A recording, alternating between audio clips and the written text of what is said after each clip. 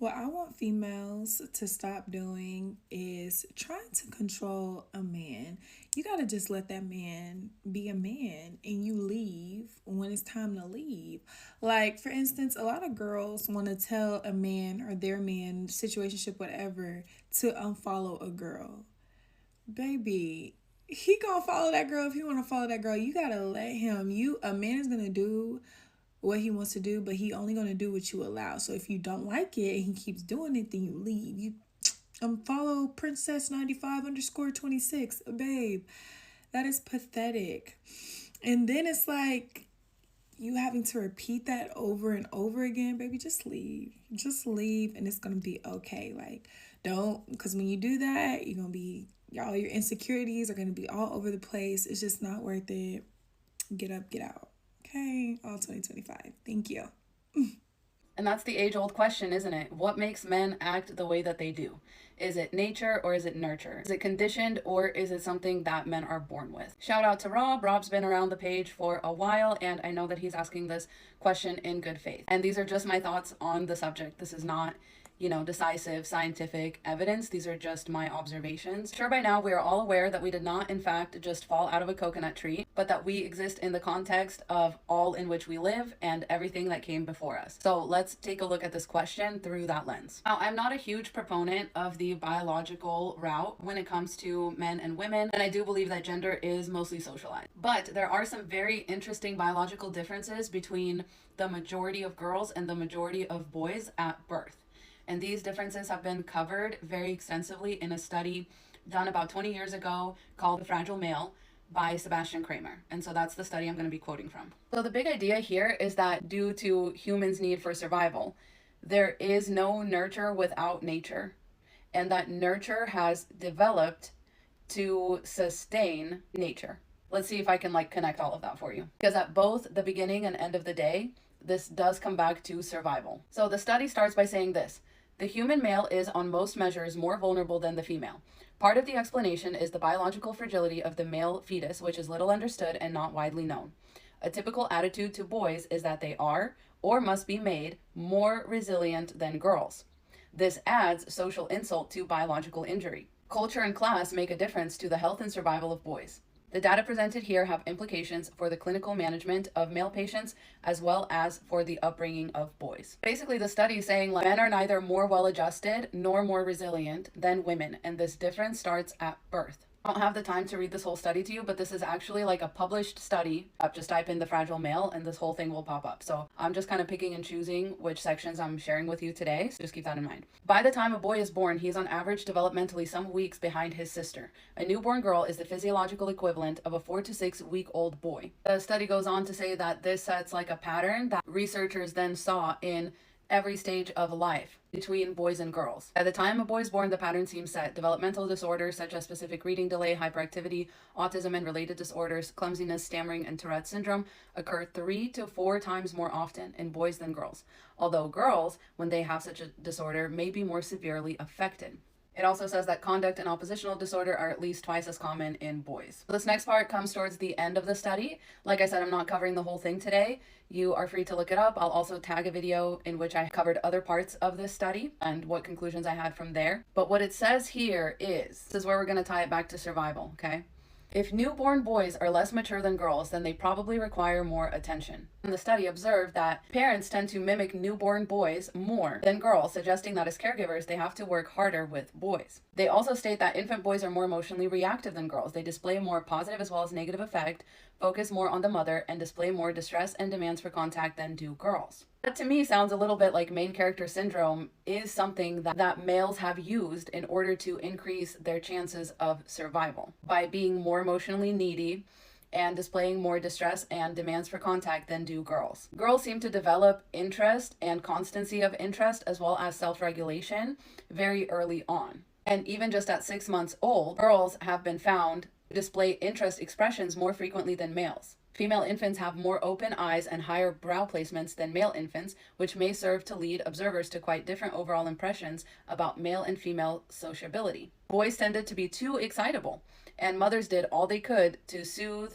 and settle them at some cost to their development. So, because boys tend to express more neediness, they are also treated in infancy as with extra attention, which may lead them later on in life to expect that for no reason. Boys were also apparently more affected by maternal postnatal depression than girls, so they tended to sort of take it more personally, and it stuck with them into nursery school years long after the depression has lifted. That's another thing that sort of points to like a self-centeredness to me. One of the most notable effects of this is inattentiveness and hyperactivity, which again, when you're not paying attention to things, it's very easy to sort of keep the focus just on yourself. It's easy to expect the world to just like keep turning around you rather than other people, the people that you're not paying attention to. And this carries over into emotional states such as anger, whether this is because of a societally nurtured predisposition. When they did a study on communication styles of mothers with their 3-year-old children, the mothers did not judge any of their daughters to be angry, only their sons. I think this ties back to like emotional regulation, and is just something that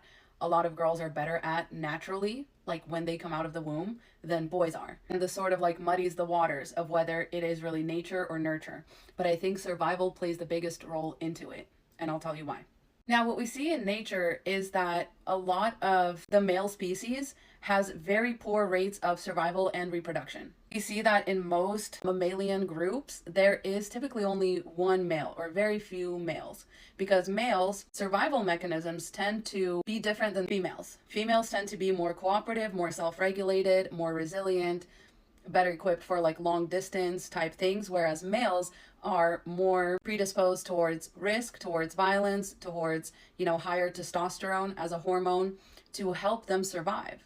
Because other than that, they don't really have anything that nature needs on a large scale to keep going, to reproduce, to grow, and to prosper. Now, most males in the animal kingdom, they don't consciously recognize this. They don't consciously realize this. So what this looks like in the animal kingdom is that in most groups of mammalian tribes or creatures, communities or whatever, there are typically far fewer males than there are females. In a lot of cases, it's just one male. Like there's only one lion in a pride. There's only one rooster in a hen house. And that's because the female species is not prone to violence and risk-taking and reckless behavior, whereas the male population typically is. So they don't survive, they don't get along well with one another. Now, humans have a distinct advantage, right? They have the advantage of consciousness. They have the advantage of actually altering their perception of reality and what's important, and we're also tool-based creatures that have invented enough tools to actually make us comparably small creature, can't really run fast, doesn't have a lot of strength compared to other animals, doesn't have a lot of like animalistic advantages, but it has turned us into apex predators nonetheless, because we have been able to use our brain to figure out how to hoard resources, how to control even one another as humans, let alone the animal population, etc. And not only in my opinion, but also as evidenced by some of our earliest written laws and rules and expectations of conduct, men use their maybe even subconscious knowledge of these facts to flip this idea on its head, right? This is why we have so many countries where there are now so many more males than there are females. And those countries are not doing well. Things are not going well for neither males nor females. The countries that are doing well have a much more even split. And the countries that are the most progressive have like equal rights for men and women. Whereas the countries where most men survive have laws and rules and regulations on women to keep men in this place of the main character, even though nature doesn't consider them the main character. Basically like a really desperate survival attempt. They're living in the aftermath of it. And that's again because meaningful survival of a species depends on its ability to be friendly and cooperative. And a lot of males don't have that. When exposed to the distress of others, young boys are less sympathetic than girls. A group of 6-year-old girls and boys were listening to the recorded sound of a crying baby. Many more girls than boys spoke kindly to what they assumed was a real infant, while more than twice as many boys simply turned the speaker off. If that's not main character energy, then I don't know what is. They're like, I don't want to hear this shit. Done. Tracings of heart rate variability suggested that the boys were more anxious. They could not tolerate the infant's distress. So tell me, what is better for the survival of a species? What the girls did or what the boys did? Exactly. Males don't often contribute to the meaningful survival and thriving of their own species. Therefore, they have to artificially make themselves important and inextricable from society by making themselves the main character and by putting women down and by oppressing women, which then becomes the norm, which is what we call socialization. But it's all tied back into survival. because the male species knows that its survival is not that important as the female species. And the study basically confirms this. So it says, before concluding that maleness is a genetic disorder, it is important to note that the foregoing data are embedded in social values about normality. A hominid male of, say, 500,000 years ago may have needed all the opportunities for risk-taking that he could get just to procreate. Charles Darwin noted this. Many male mammals fail in their primary biological goal, which is to reproduce. They risk instead being excluded, wounded, or killed by rivals. Rivalries in human societies are more complex. Perhaps competition for females has been replaced by competition with them. The survival skills required by our ancestors, such as how to calculate physical risk, are not very similar to those needed today, even though we still have most of the same genes. Male advantages in physical strength and spatial skills were probably more useful in the past. In contrast, while the preeminence of the few men who reached the very top of public life is barely dented by women, the modern male is now more often seen as lacking qualities associated with females, such as self-regulations of emotions and reflectiveness. It is clear that the male is more vulnerable from the beginning of life. Where caregivers assume that from birth a boy ought to always be tougher than a girl, his inborn disadvantage will be amplified. The data presented here have implications for the upbringing of boys. The more developmental problems there are, the more sensitive care is required. Yet difficult babies often receive less good care precisely because they are more difficult to look after. Biological and social constraints work together against the interests of the male.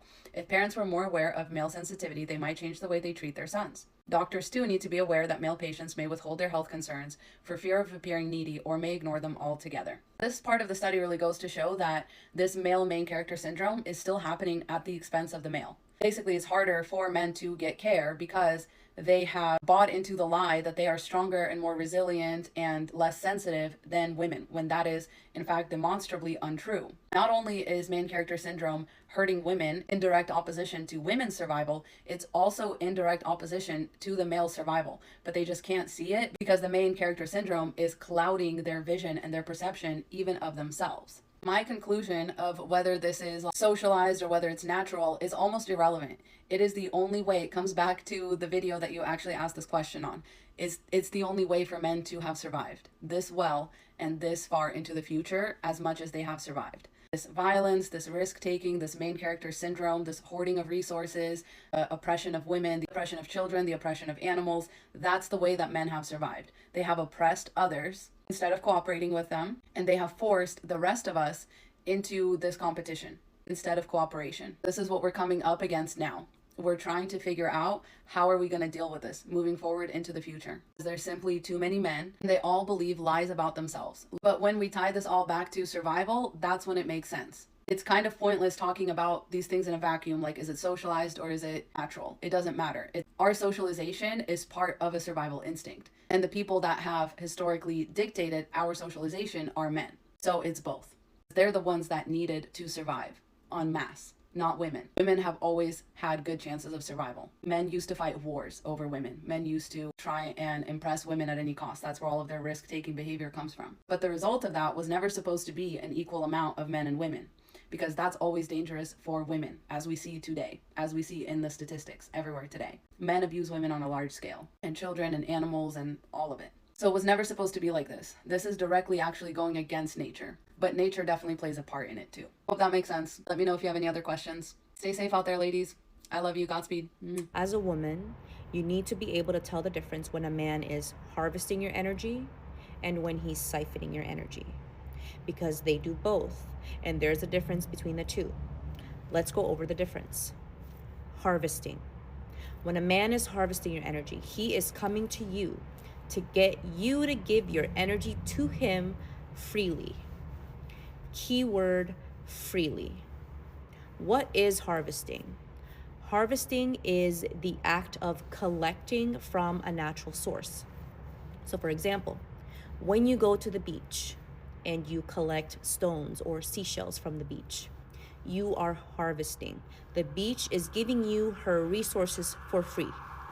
It's free for the taking. Another example is a garden. When a garden grows its herbs, its fruits, its vegetables, it is free for you to come to the garden and pick all that it's grown, right? You're harvesting. Harvesting is considered ethical because it is something being given away freely. A lot of women do not realize how much of themselves they give away freely to others.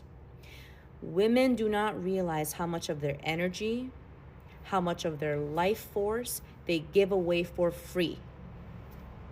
So, how does a man harvest your energy? One way is just by getting your attention. He'll reach out to you through social media. When a man reaches out to you through social media, he wants your attention. And when you give him the attention, he is harvesting it. He is collecting. And men like this who reach out to women on social media, they will reach out to multiple women, and they're harvesting from multiple sources. All these women are giving away their energy to this man freely. The reason why he's doing it for personal growth. He's harvesting the energy for empowerment. Women need to realize how much of their energy and their attention empowers men, how much of your energy helps them grow. Another way a man will harvest a woman's energy is by being friends with you. Most men that reach out to you wanting to be friends, they're actually interested in you sexually, but they know they can't get you, so they will settle with being friends with you just to be able to harvest your energy, just to be able to have the access to you and to get your attention. Again, this is considered ethical because you are giving it for free. Okay, there's a lot of other ways that a man will harvest your energy, but let's move on to siphoning.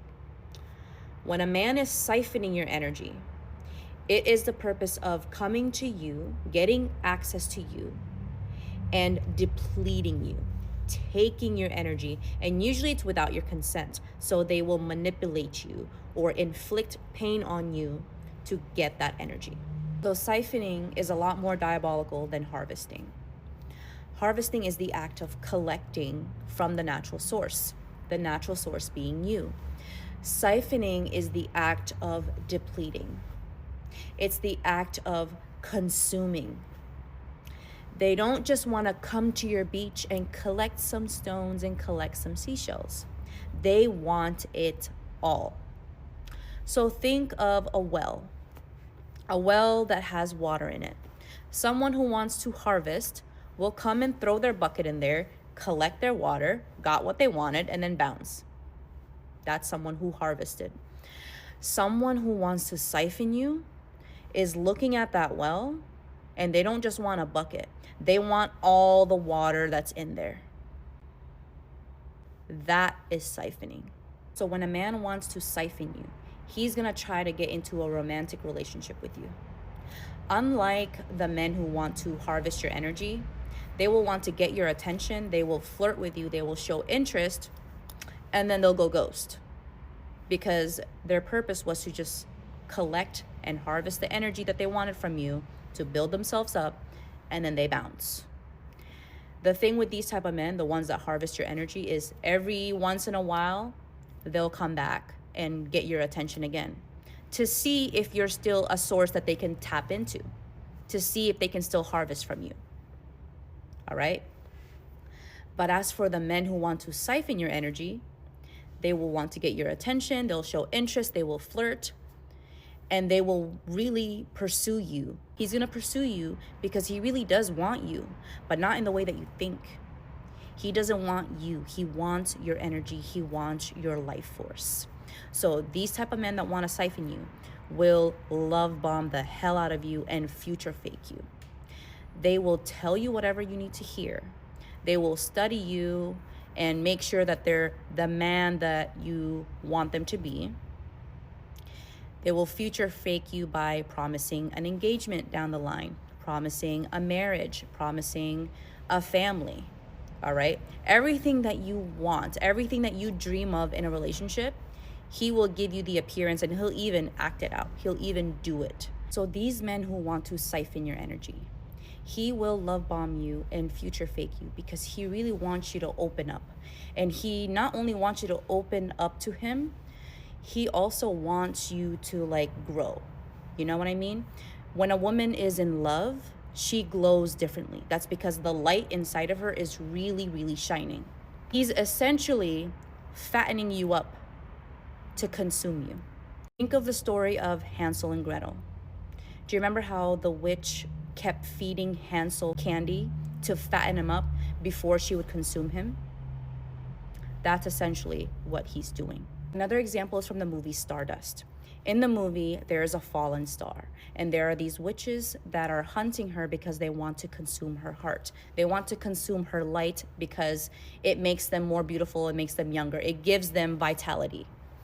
Now, there's a scene in the movie where the witch was able to get close to the star, but she didn't just attack the star right away. No, she had to lure the star in, make her feel comfortable, make her feel warm, make her feel special. Because when someone feels special, they feel safe, they're able to open up and they glow. The witch's plan was once she sees that glow, that's when she delivers the attack. That's when she consumes her. That's what these men will do. They will fatten you up, or they will get you to glow, and then they'll start to siphon you. He will start to say little things to make you insecure about your body. He will start checking out girls in front of you and acting like it was no big deal just to make you insecure about yourself. He'll chip away at your confidence. He will start doing things and behaving in ways that he never used to just to hurt you so that he can siphon your energy. And he'll keep building it up.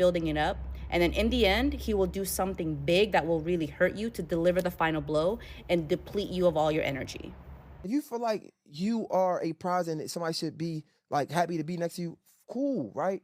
But in a relationship, I'm never the prize. And honestly, I don't even want to take it there, bro, because we're being ignorant. But what does God say? God say he who finds a wife finds a what? Good thing. And favor. So what are we talking about? You're the prize? No, you gay. You gay. That's what you are. So yeah, in the absence of a woman, yes, you could be the prize. But a lot of times, a lot of men, again, when they're using this word, it be in the presence of a woman, it be to negate a woman. No. Yeah, to demean her. In my relationship, my woman is the prize. No, but you want to know what that is, bro? Niggas be gay. Sorry, that's what it is. No, we're not saying you that. You feel me? Niggas be wanting to be bad bitches these days. No, niggas do be wanting to be bad bitches these days. Why. And they're going to sit here talking about you a simp. No, you a bad bitch. Yeah. And you need to sit your bad bitch ass aside and go sit the fuck down so the real man can really step up to the front. You bitch ass. That's really what it need to be. You dumb ass nigga. What are you talking about? You supposed to be on man time talking about I'm the prize. You might as well strut when you walk your whole ass. You was a bitch. You's a bad bitch. Like, what the fuck is wrong with you, nigga? Sometimes you're not a man's type simply because you got a few brain cells. You're smarter than him. He likes dumb bitches. That's his fucking type. That's his fucking type. Definitely not you. The fuck? A message to men who are struggling with relationships. Adapt or die. Don't panic. Men have been adapting since the beginning of time. It's in your genes, so it's a natural process. All your male ancestors are proof that you can adapt. What may not be obvious is the direction to adapt. Our social landscape is different than it was before most of us, or many of us, were born. In the 1960s, when I was born, it was not uncommon for men to work outside the home and women to work in the home. That wasn't all of society, but certainly was normalized on TV. If you look at education statistics from the countries in the Organization of Economic Development and Cooperation, in my generation, 55 to 64, in about half of the countries, more women had tertiary or college degrees than men. In the generation 25 to 34, more women have college degrees than men in 100% of countries. That means women today can have good jobs, careers, financial independence. They do not need to be married to leave their parents' home. So where's the win? It's partnership. Just like men who work a full-time job away from the home, women come home from full-time jobs and their commutes, and they can be stressed from work and, in traffic, stressed for time. Same as you. Traditional roles, or at least the caricature of a traditional role, would have women take care of all the unpaid domestic labor at home. Menu planning, shopping, cooking, cleaning, laundry, childcare, and increasingly elder care. In Italy, for example, women do the lion's share of unpaid domestic work.